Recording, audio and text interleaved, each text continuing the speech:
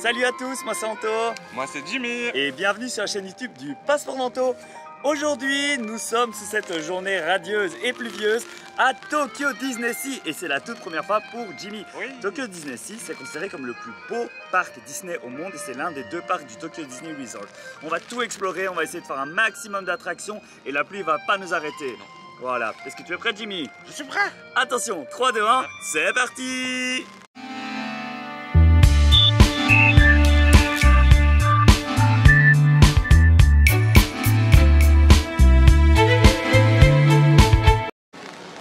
Et nous voici dans cette journée pluvieuse dans le parc. Donc c'est parti pour découvrir Tokyo Disney-Sea. On a Jimmy qui me fait coucou là-bas parce qu'il est désespérément à la recherche d'un poncho. Et donc voilà, dans ce vlog, on va essayer de vous montrer un maximum de choses ici à Tokyo Disney-Sea pour notre première visite. Bon, malheureusement il pleut.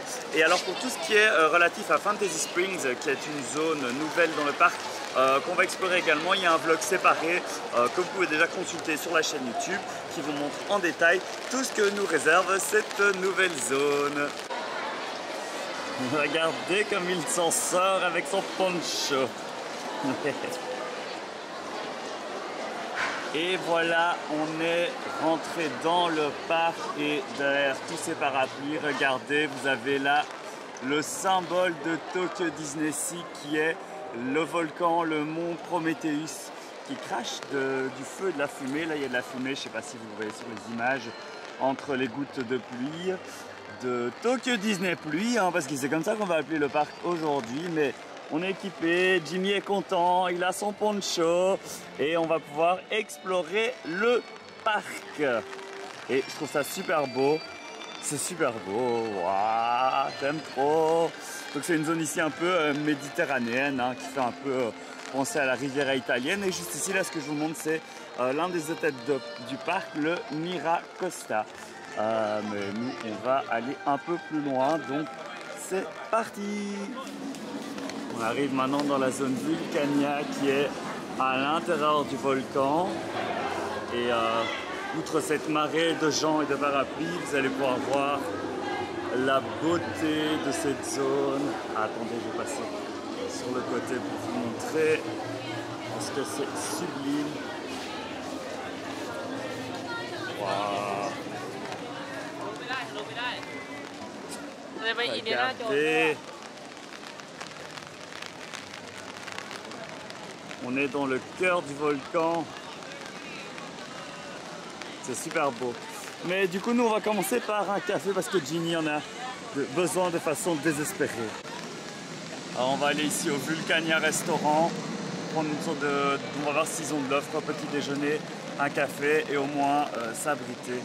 Donc, on va aller voir. Ça ouvre qu'à 10h. Ça ouvre qu'à 10h? Eh bien non, alors nous n'irons pas au Vulcania Café. Nous continuons à arpenter le parc à la recherche d'un endroit où nous réchauffer parce que là on a déjà tout mouillé. Prenons quand même un moment pour admirer l'incroyable beauté de cette zone. Tout ça hyper stylé. Bon, le moment était un peu long parce que du coup j'ai perdu Jimmy et vu que tout le monde se ressemble avec le poncho, c'est pas évident. Alors on va aller voir dans... Désolé, j'essaie de protéger mon parapluie, je n'ai pas envie qu'il meure.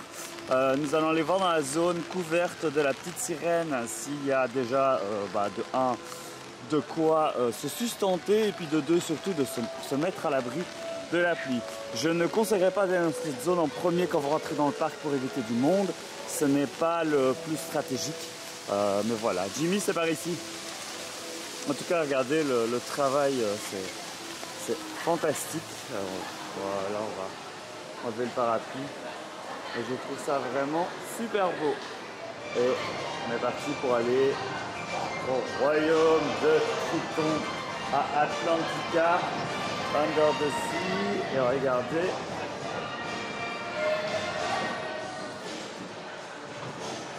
Voilà, on est sous l'océan. Et on va aller voir si en bas dans cette zone, il y a un endroit où acheter un petit déjeuner. Et on va pouvoir se sécher un peu parce que on est trempé là, les pieds sont trempés. Le pantalon est trempé, donc on va se sécher un petit peu et après on explorera le parc en espérant que la pluie se calme. C'est prévu cet après-midi, donc on devrait être bon pour la suite et vous montrer de plus belles images ici.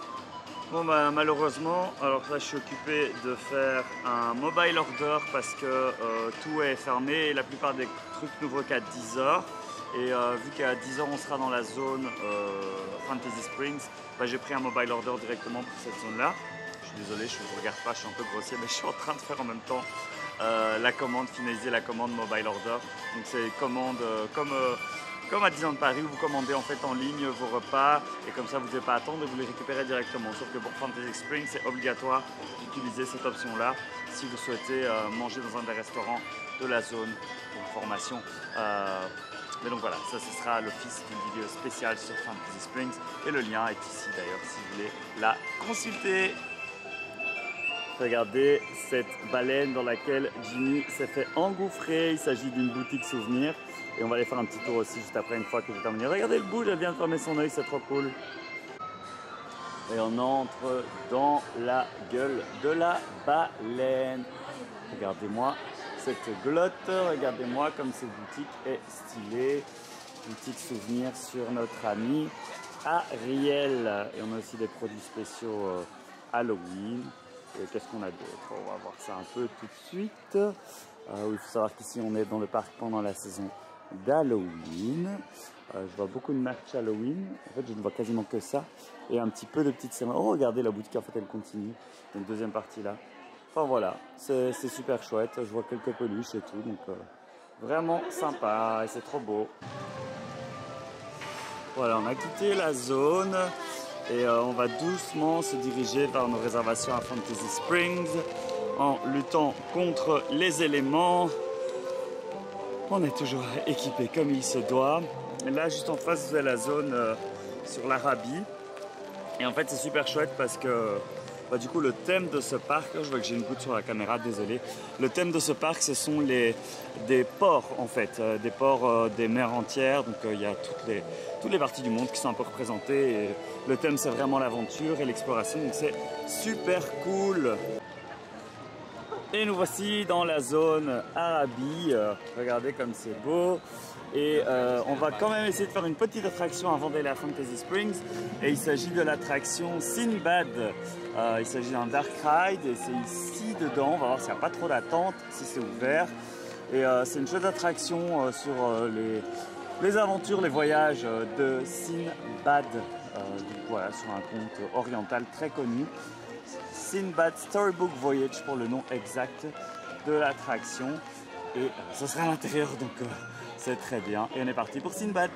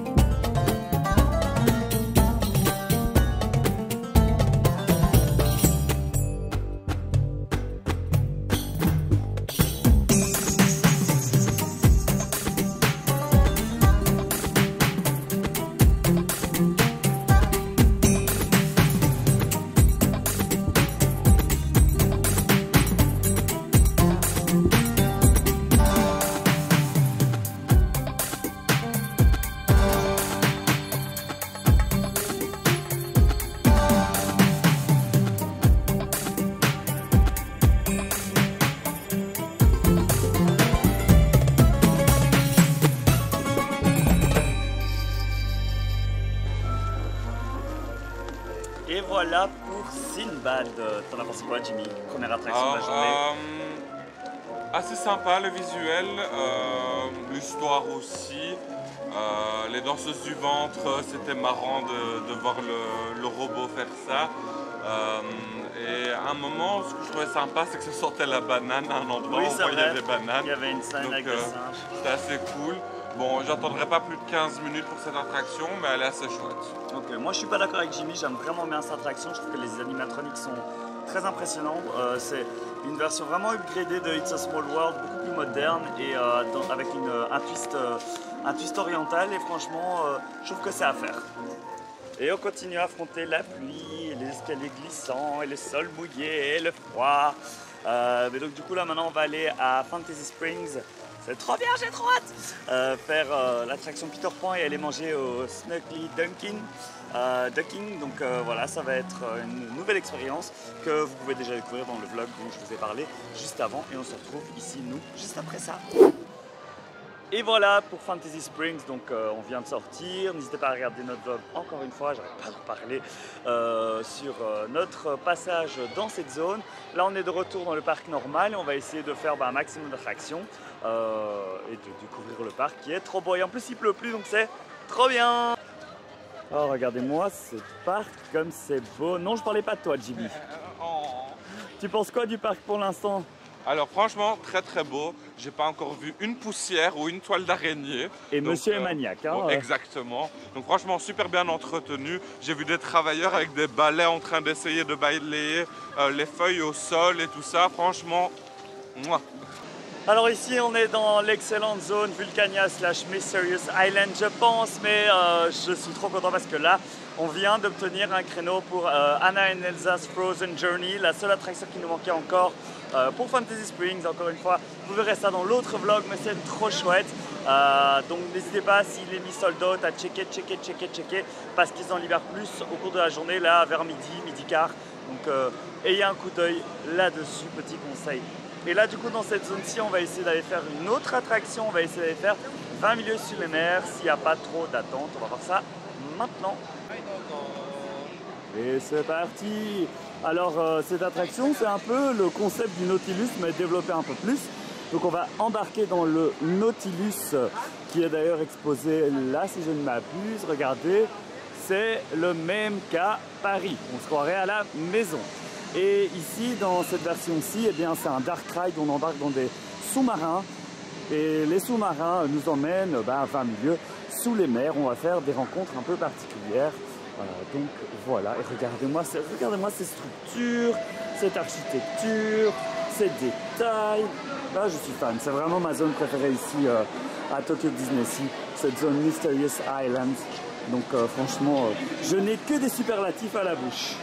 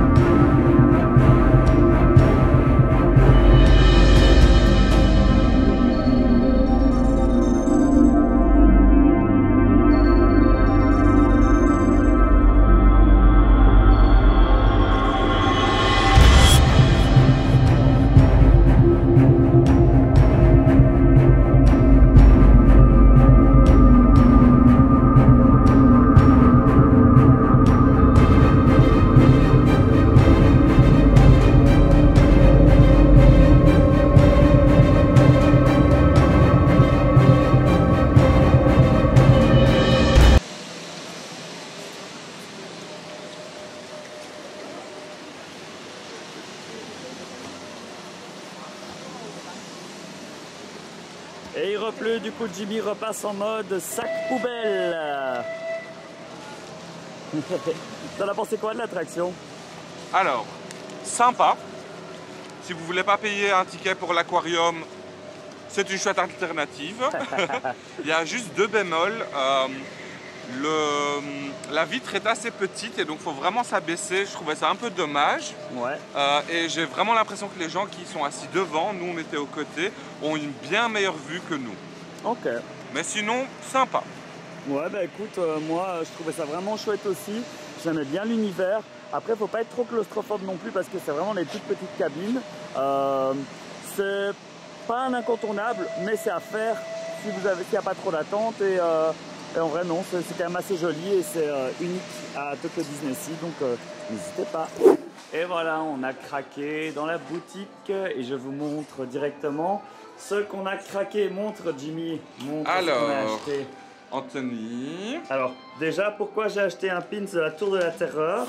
Parce que je possède désormais tous les pins de la Tour de la Terreur. Alors ici on a Paris, ici on a les Gardiens de la Galaxie en Californie, ici on a la Floride et maintenant le Japon. Donc je sais tous, je suis trop content.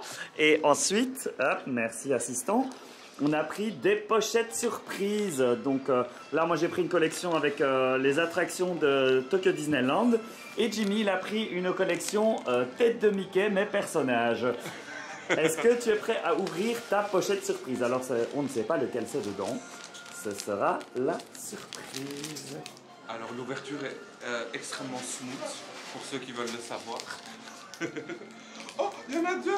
T'en as deux! Il y en a deux! Oh! Le premier. Nous avons un Pluto. Oh, il est mignon! Et le deuxième. Et nous avons un Goofy, un dingo. T'as les deux chiens. Oui. Wouf, wouf. Les deux chiens pour une chienne. À mon tour. Alors, parmi tous les choix que j'ai, j'aimerais bien avoir soit la Tiki Room, soit Chengdu, donc le petit tigre. Je vais y arriver dans l'attraction Sinbad qu'on a fait tout à l'heure. Jungle Cruise, on va voir. J'avais peut-être deux aussi. Ah. Alors, massacre à la tronçonneuse. Et il y en a deux, mais il n'y a pas ce que je voulais. Alors, nous avons le génie du carrousel du génie qu'on fera peut-être tout à l'heure, Caravan Carousel, ça c'est chouette parce que c'était d'ici. Et le deuxième, c'est Country Bird Jamboree. Voilà, voilà. Ici, on est à la zone American Waterfront qui est inspirée de différents bords de mer américains. On a une partie New York, on a une partie Nouvelle-Angleterre et vraiment c'est une zone que je trouve super belle et hyper attractive, donc c'est trop bien. Alors j'attends Jimmy qui est en train de faire une petite pause cigarette, c'est pas bien pour votre santé, ne fumez pas. Pour information, dans les parcs Disney ici au Japon, il est interdit de fumer, il faut aller dans les fumoirs, il y en a très peu. Ici, dans Tokyo Disney Sea, il y en a deux, et à Tokyo Disneyland, je pense qu'il n'y en a qu'un seul. Ils sont répertoriés sur le plan du parc de l'application, donc n'hésitez pas à regarder. Et petit conseil, téléchargez bien l'application du parc pour pouvoir télécharger vos coupe-fils, pour télécharger tout ce qu'il faut, le mobile order, etc. parce que c'est quand même assez important ici. Alors c'est dans cette zone qu'il y a également l'attraction de la Tour de la Terreur, qui est une version assez différente de celle qui est à Paris et en Floride, car le thème n'est pas cette fois-ci ici un hôtel hollywoodien. On est dans la zone New York, hein, donc voilà, on est sur autre chose. C'est plutôt la tour d'un voyageur collectionneur qui en a fait un musée. On se rapproche un peu de l'idée du collectionneur du Gardien de la Galaxie et qui a ramené une statuette, une amulette pardon, assez démoniaque qui va nous faire vivre une malédiction au sein de son hôtel musée. Voilà pour le principe.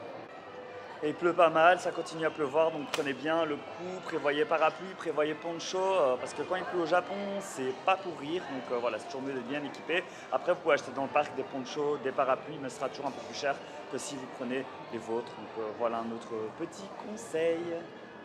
J'en profite aussi donc pour vous parler un peu plus en détail des coupe-fils gratuits. Donc il faut les différencier des stand-by pass qu'il y a pour la zone Fantasy Springs.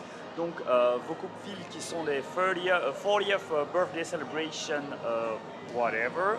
Donc ce sont des coupe-fils qui sont gratuits, qui fonctionnent comme les anciens Fast-Pass. Il faudra juste réserver un créneau sur l'application, choisir attraction et vous ne pouvez en prendre qu'un à la fois. C'est-à-dire qu'en fait, après 2 heures, comme l'ancien Fast-Pass, vous pouvez prendre un nouveau ou alors quand vous avez utilisé le précédent. C'est pas sur toutes les attractions, donc à vous de sélectionner celle qui vous intéresse. Je vous conseille de prendre pour Indiana Jones et Raging Spirits en priorité. Indiana Jones en numéro 1, Raging Spirits en numéro 2. Troisième peut-être l'attraction Nemo, Sea Rider éventuellement. Et alors sinon, vous avez aussi les coupe-fils payants, donc les DPA, Disney Premier Access, là c'est quand même à Disneyland Paris, c'est payant. Et là vous avez ça pour Toy Story Mania, la Tour de la Terreur, Soarin', des attractions un peu plus populaires. Alors, il y a trop de monde à la Tour de la Terreur, on a continué dans la zone Discovery Bay, on va aller manger au Horizon Bay. Et Discovery Bay, ça c'est vraiment, on va dire le descendant, le cousin de Discoveryland. Voilà. Ça te va Jimmy? Ouais. Allez.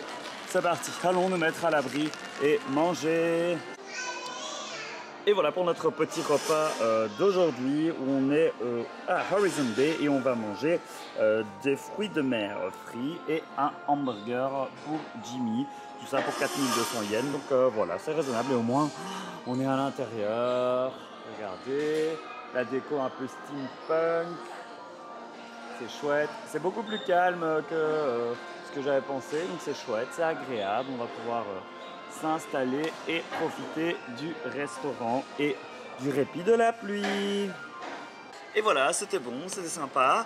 On a bien mangé. D'ailleurs, si vous voulez en savoir plus sur la nourriture ici à Tokyo Disney Resort, n'hésitez pas à regarder notre vlog qui va bientôt sortir sur le food tour qu'on a fait ici lors de notre séjour.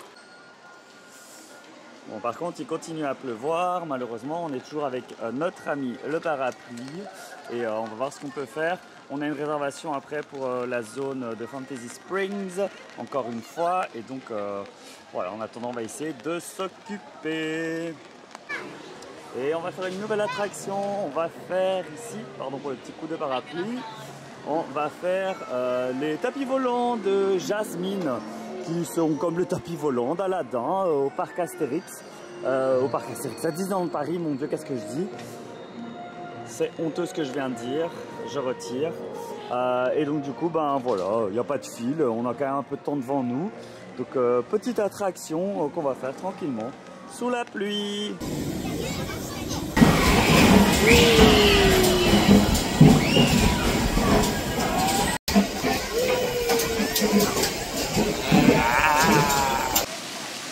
Et voici notre étape suivante, il s'agit de Raging Spirits. C'est un clone de Indiana Jones à Disneyland Paris. C'est exactement la même attraction, mais les décors sont différents, le thème est différent et c'est pas forcément lié du coup à l'univers d'Indiana Jones, dont l'attraction n'est pas à confondre car il y a aussi une attraction Indiana Jones ici, mais qui est juste à côté. Et c'est l'attraction qu'on va faire juste après, Indiana Jones, qui est une attraction dans des jeeps qui explorent un temple, mais c'est pas vraiment une montagne russe. Donc c'est assez différent et on va faire ces deux attractions sans attendre grâce à nos coupe-fils, nos coupe-fils gratuits du 40e anniversaire qu'on a gagné, qu'on a obtenu via l'application et ça c'est cool. Alors c'est une attraction à laquelle je pourrais malheureusement pas filmer, mais je vous invite à regarder des vidéos on-ride sur YouTube ou tout simplement, si vous connaissez Indiana Jones à Disneyland Paris, on est sur du quasiment pareil. Voilà, le train vient de passer, regardez, c'est vraiment les mêmes trains, on est sur une attraction similaire. Et voilà le joli aperçu de notre boarding pass, je pense que ça s'appelle comme ça, je suis pas sûr, 40th, je dis avant l'heure, 40th anniversary boarding pass, enfin bref, voilà, je pense qu'on rentre par ici. En tout cas, je vois les machines qui sont ici. Hop, on va voir, je pense que c'est ça. Yeah. Et c'était gratuit et on est parti. Oh, Raging Spirits. En tout cas, la file d'attente est jolie et l'attraction est vraiment belle. Plus belle que Indiana Jones à Paris, selon moi. Ça, c'est vraiment très joli. Après, c'est exactement les mêmes structures, les mêmes supports, mais le temple qui l'entoure, c'est un très bel emballage.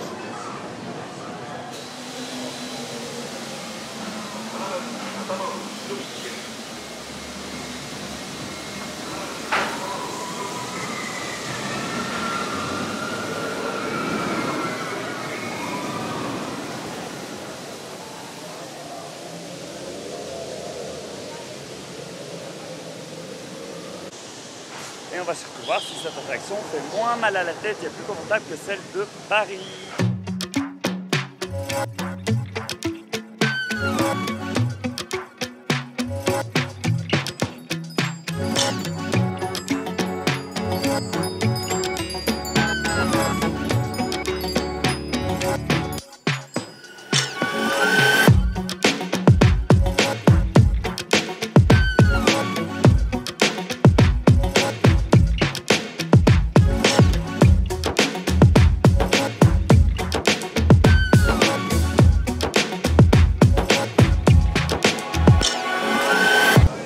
on vient de sortir, non pas d'Indiana Jones, mais de Raging Spirits.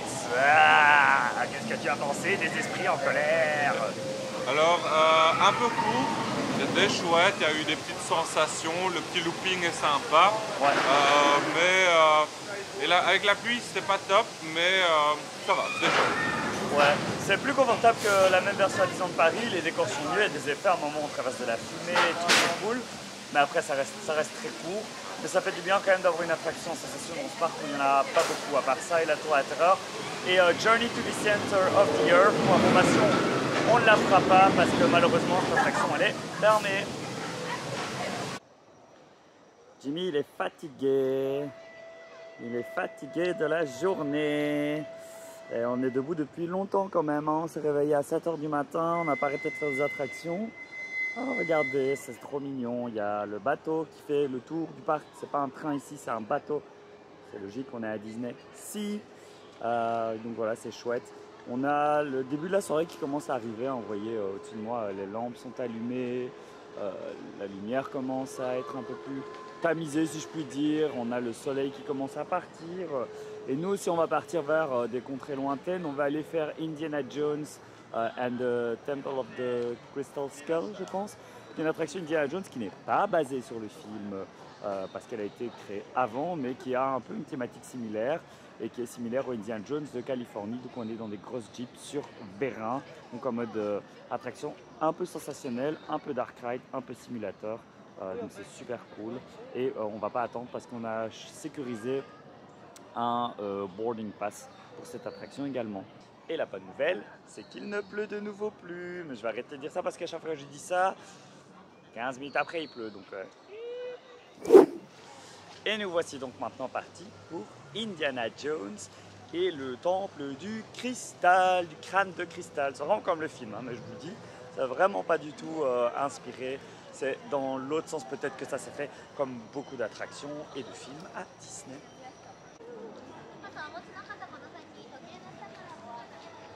Voilà, voilà, ça sera ici.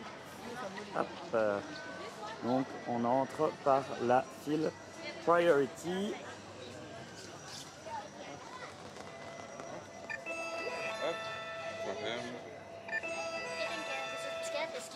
C'est parti.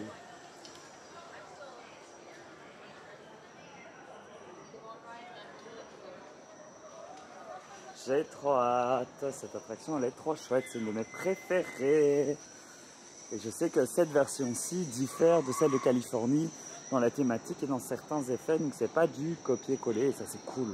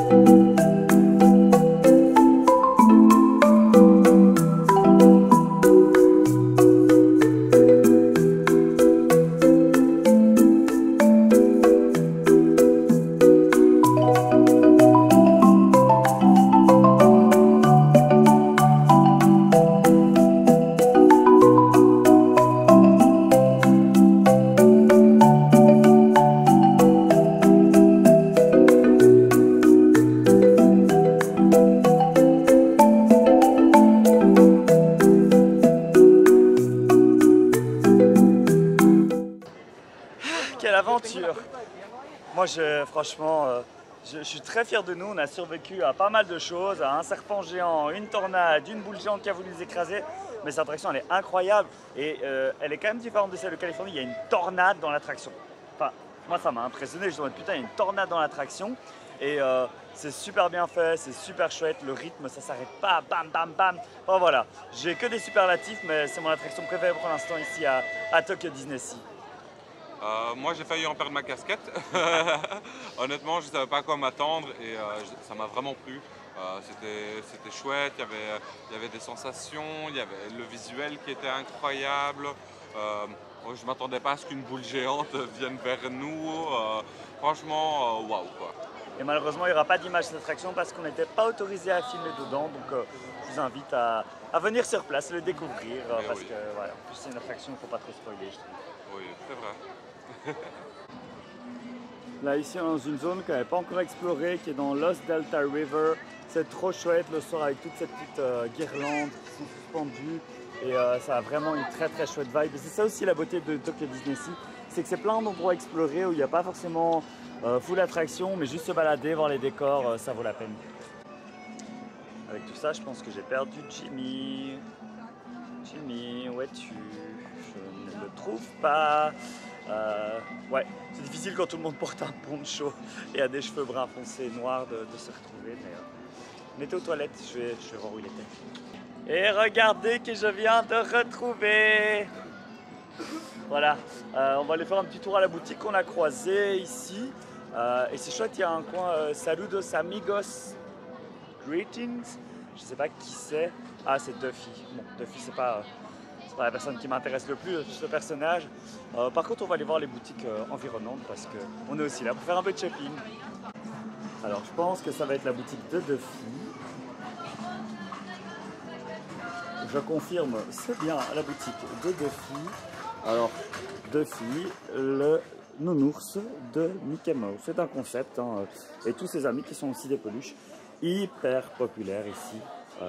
Au Japon, mais aussi dans d'autres pays asiatiques où il y a un parc Disney, donc également à Shanghai et à Hong Kong. Donc voilà, si vous aimez bien Duffy, si vous voulez vous mettre dans la mode, dans le mouvement, bah, vous aurez tout ce qu'il faut ici dans cette boutique. Moi, je vous avoue que je suis un peu plus hermétique à Duffy. Regardez, il a Mickey sur ses pattes, mais voilà, c'est un délire assez sympa, je trouve, même si c'est pas le mien. C'est le soir et il y a vraiment une chouette vibe qui se dégage du parc. J'aime trop cette ambiance nocturne dans les parcs de base, j'aime trop, mais là c'est super cool. Je sais pas, on est dans la zone Discovery Bay. Ça fait un peu penser à Discoveryland le soir, des belles lumières, ce côté chromé, ocre, etc. dans les couleurs. Franchement, je trouve ça super top. Il est l'heure maintenant d'aller voir Monsieur Hightower dans la tour de la terreur. Ici, ça va être trop bien. On a pris un coup de fil avec Jimmy parce qu'on n'avait pas envie d'attendre. Montre-nous notre coup de fil, c'est terrifiant. Regardez comme ça fait peur. Et ça aussi, quel enfer. Et on attend juste encore 1 minute, je pense, avant de pouvoir y aller. Et ça va être trop bien. Je pourrais, à mon avis, pas vous filmer non plus dans l'attraction, mais je vais essayer de vous filmer le pré-show. On va voir ce que je peux prendre comme image. Mais ça va être trop bien.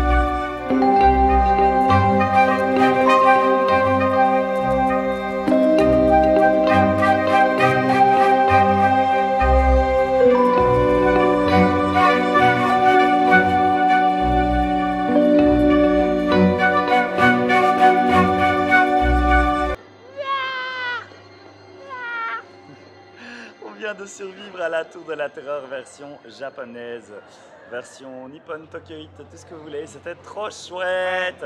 Jimmy, je me suis trompé, n'avait jamais fait la tour de la terreur quand on avait été à Paris. Donc du coup, qu'est-ce que tu en as pensé? Alors franchement, super chouette. Vue magnifique. Ouais. Pré-show, pendant, c'était incroyable le visuel. Et les sensations étaient là, à faire, mais vraiment à faire. Le pré-show est assez impressionnant. Il y a un moment, il y a une statue qui disparaît en un claquement de doigts, c'est assez fou. Et l'histoire est différente, donc c'est chouette. Le parcours est pas hyper long, ça dure pas hyper longtemps, mais c'est ce qu'il faut pour avoir une bonne petite dose de sensation. Santé bonheur! Oh, je crois que c'était une paille. Non, c'est pas une paille.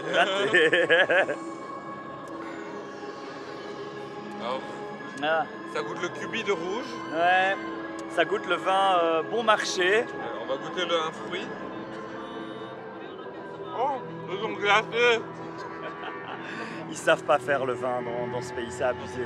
Hein. Non, c'était 1200 yens, mais du coup, voilà, on est content d'avoir un apéritif, on va dire ça comme ça, hein, mais c'est pas forcément très bon. On va maintenant aller essayer de voir le spectacle Believe It or See, Believe It to See, le nouveau spectacle nocturne du parc qui se situe sur le lac devant le volcan. Et on va essayer de trouver une place. Ça commence dans 20-25 minutes, donc on va voir si on peut se trouver une bonne petite place pour assister à ce tout nouveau spectacle qui remplace Fantasmic qui était joué ici avant. C'est bien dommage parce que j'adore Fantasmic.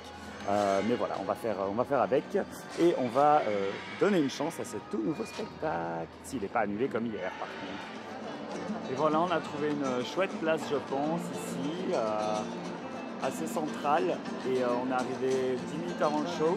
Ce qui est chouette, c'est que les Japonais, ils ont une coutume, c'est qu'ils s'asseyent et ils restent assis. Donc je pense, pas de gens qui prennent leurs enfants sur leurs épaules. Et si vous m'entendez, parents de Disneyland Paris, ne faites pas ça. Ça gâche la vie des gens. Si vous tenez vos enfants pour qu'ils regardent le spectacle, prenez-les dans vos bras de sorte à ce que leur tête soit à la hauteur de la vôtre, mais pas plus haut, sinon vous gâchez l'expérience des autres. Et Disney, c'est pas que pour les enfants. Et regardez le volcan comme c'est beau, il crache de la fumée, je trouve ça splendide. Et là, on a une grosse structure noire qui va être sûrement appliquée dans le show. Donc on va voir ça dans un instant. Ça commence dans moins de 10 minutes. Alors, juste pour info, retirez ce que je dis, tout le monde se met debout avant le début du show. Mais on espère que les gens ne vont pas mettre les enfants au-dessus de leur épaules. Parce que là, on a une très bonne vue, je vous avoue, et c'est super chouette, trop hâte.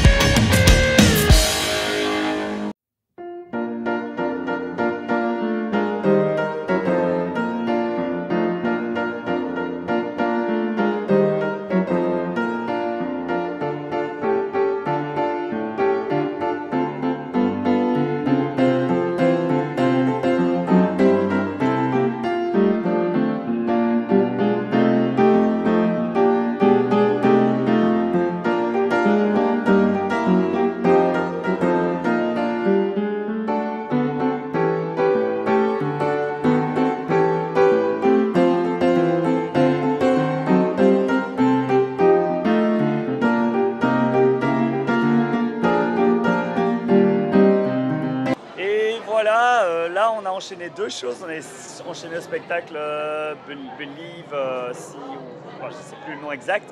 Et puis on a couru, on a fait Toy Story Mania avec seulement 20 minutes d'attente puisque les gens étaient tous en train de regarder le spectacle. C'est trop bien.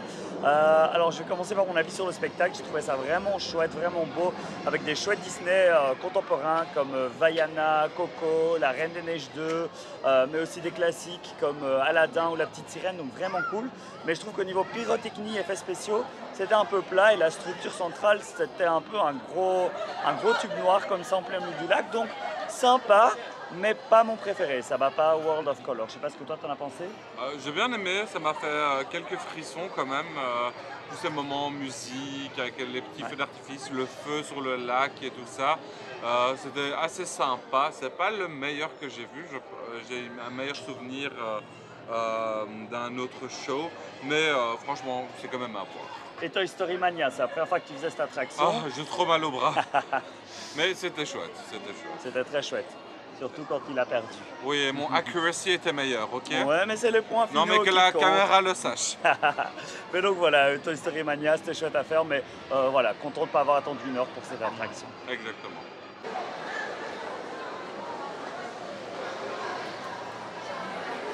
Et voilà, c'est ici que se termine notre vlog à Tokyo DisneySea, le plus beau parc d'attractions du monde, de ce que beaucoup disent. Qu'est-ce que tu en as pensé, Jimmy, ta première visite ici?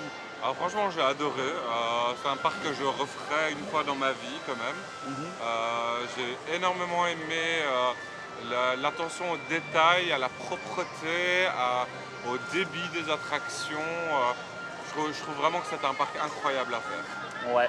Pareil, il est incroyablement beau, c'est magnifique, fort fréquenté quand même, il y a eu beaucoup de monde, on a quand même bien géré par contre parce qu'on a attendu maximum 20 minutes sur toute la journée, on a fait toutes les grosses attractions sauf Soaring, voilà, on a décidé de ne pas la faire, mais donc voilà, grosse journée, mais on a bien géré ça. C'était quoi ton top 3 de tes attractions préférées? Alors mon top 3, je mettrais au numéro 1 la Tour de la Terreur.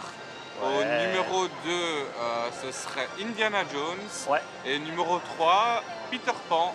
Peter Pan, que vous n'avez pas vu dans ce vlog, vu qu'on a fait un vlog spécial pour Fantasy Springs. Mais voilà, une des attractions nouvelles du parc.